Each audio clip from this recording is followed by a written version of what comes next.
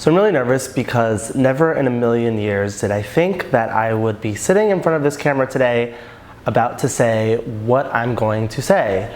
I just want to speak from the heart and not have this overly thought out message, but for many of you, you've been following me for a year, or some of you have known me all of my life or for a good portion of my life, and I've always been me, and I've always tried to be me 110%. And this past year has been a really eye-opening year for me because for so long I have struggled with my sexuality. And it wasn't until this year where I kind of figured things out and put things into perspective and kind of came to terms with it on my own. And I think a big part of that is being on YouTube. I've been putting myself out there for the past year, and I've let you guys into my home, into my personal life. You've seen my friends, my family, you've seen it all. And I think it's time now to just come out and say that, yes, I am gay. And that has been so hard for me to say and to vocalize, but in the past few months, I've definitely come to terms with it, and I've realized that it is okay. And all my life, I've kind of struggled with my sexuality. Throughout elementary school, middle school, high school, it's always a topic of discussion that surrounds my name. Anytime I'd be walking through the halls or I'd be at a party, I would always hear chatter questioning my sexuality. People thought that I was gay because I had a lot of friends that were girls, and I never tried to hide my feminine characteristics or qualities because I thought that they were just a part of me, and I attributed them to being raised by my mom and my sister. And for so long, I thought that that was the reason why people thought I was gay, because I just acted a little bit more feminine than your typical boy. And I knew that I was different from all the other boys. I knew that something in me was completely different from them. In elementary school and middle school, I don't think people really know what their sexual preference is. I think we're all growing and we're all maturing into our own bodies, and we're getting to know ourselves. So to say that I've known that I've been gay my whole life would be a lie, because I haven't. And in middle school and in high school, I had my fair share of crushes on girls because I was so close to so many girls. And I think that love at the end of the day is a spectrum, and love stems from a connection that you have with a person or with anything. And if you have that connection, then to me that is love. And obviously you're going to be sexually attracted to one thing more than the other, but at the end of the day, love is love. As I got older, I realized that my crushes and everything wouldn't turn into anything other than a crush. It would kind of just stay there, and I would be friend zoned. And I always thought it was just because I knew how to connect with girls, and they didn't see me as boyfriend material, but kind of just as a best friend.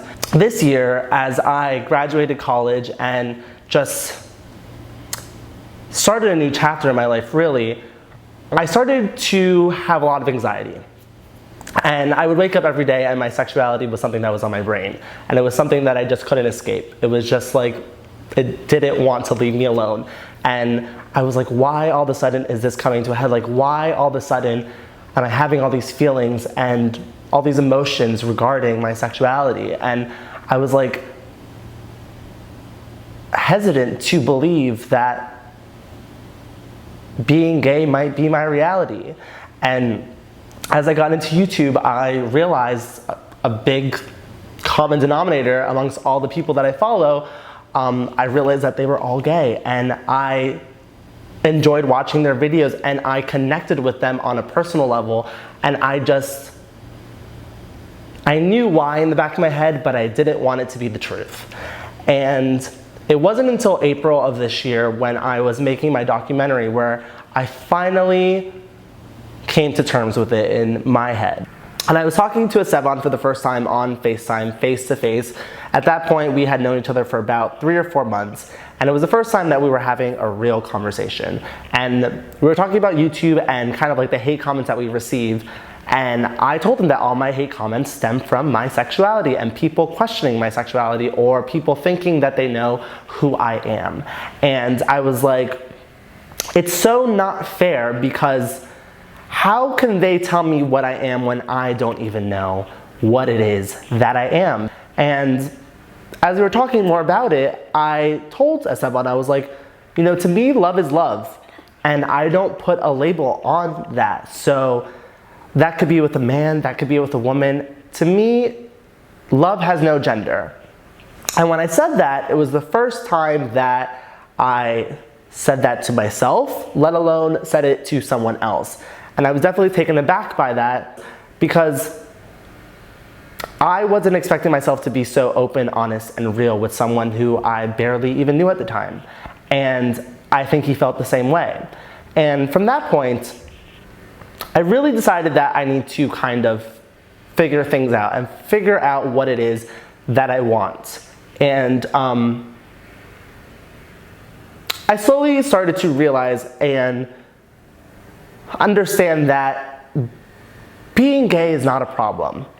And it doesn't define who I am, it doesn't change who I am or who I've always been. And Esteban and John and my friends Corey and Sean are some of those people that have helped me understand that and have helped me realize that and see that, because I see their love, and it makes me so happy to see that two amazing people found each other and are happy, and they don't care about what the world has to say about them.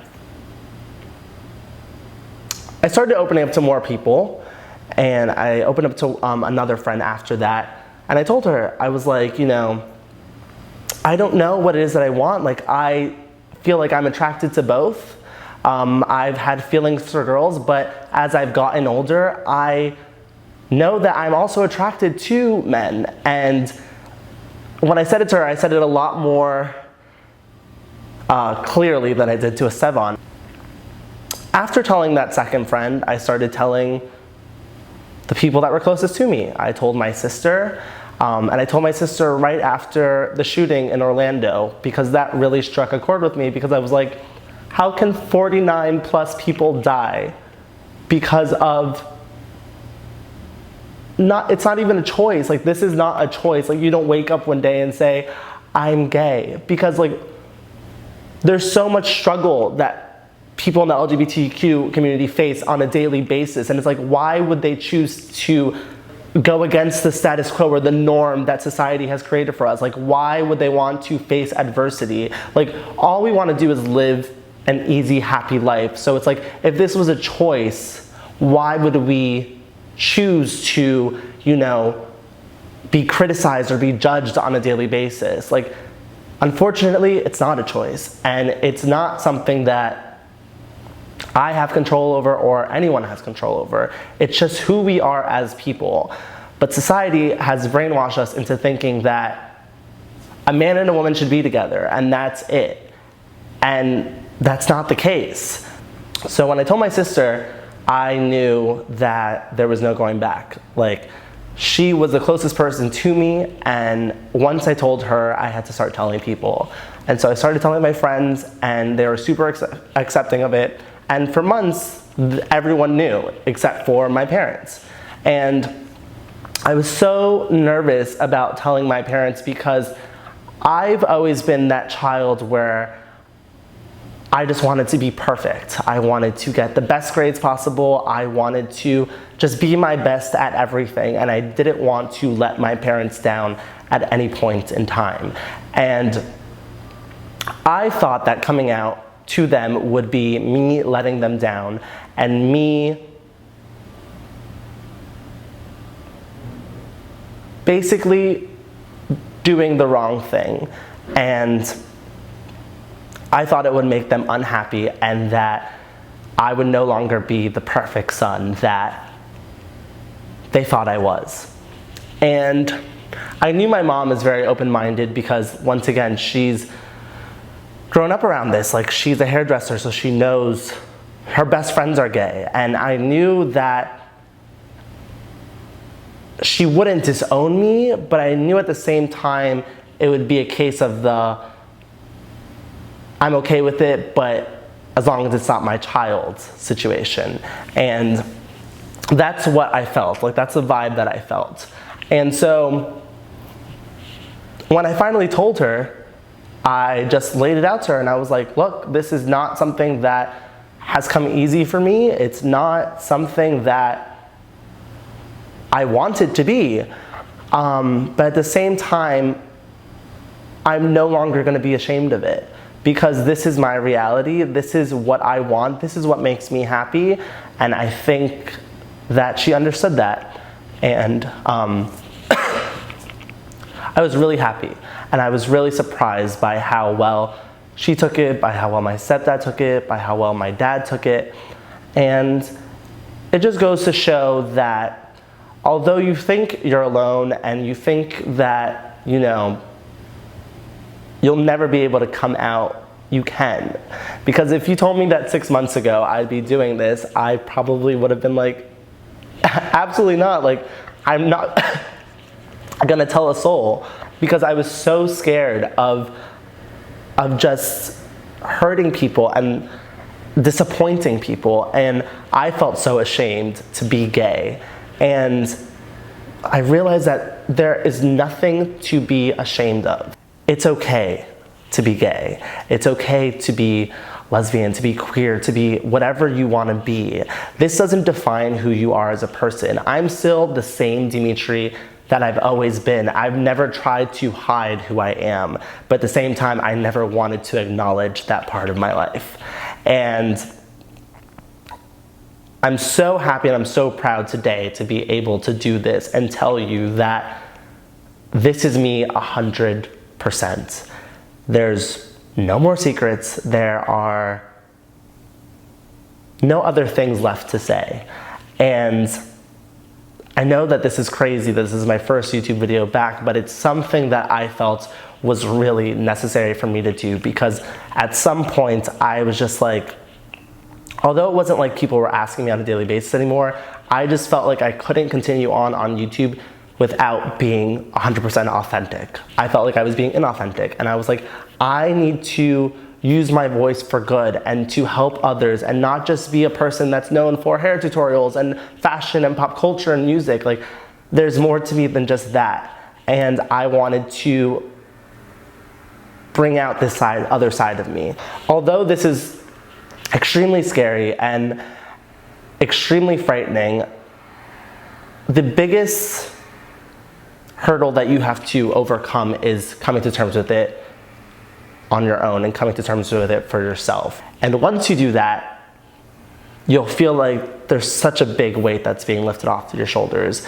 And once you start telling people, and it's important to know that you're gonna have people that are around you that are gonna support you, because there's a lot of people that don't have people to support them and that live in like states or countries where this is not accepted.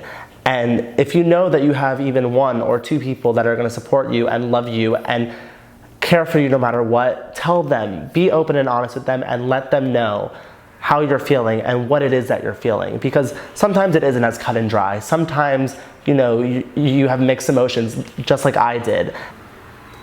I just want you guys to know that, like, you're not alone, and that although everyone's story is different, we're all going through the same thing. And it's important to be kind to one another and to just love people for who they are and for what's inside their heart. I want to say thank you guys so much for watching this video today.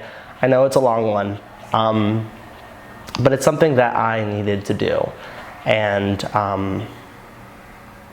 yeah, I love you guys so much. And I just want to say thank you so much to my family and my friends for being so supportive and for letting me know that I'm still loved and that you guys still care about me and want to see me succeed. And thank you guys so much for that. So until next time, until we meet again, chowder!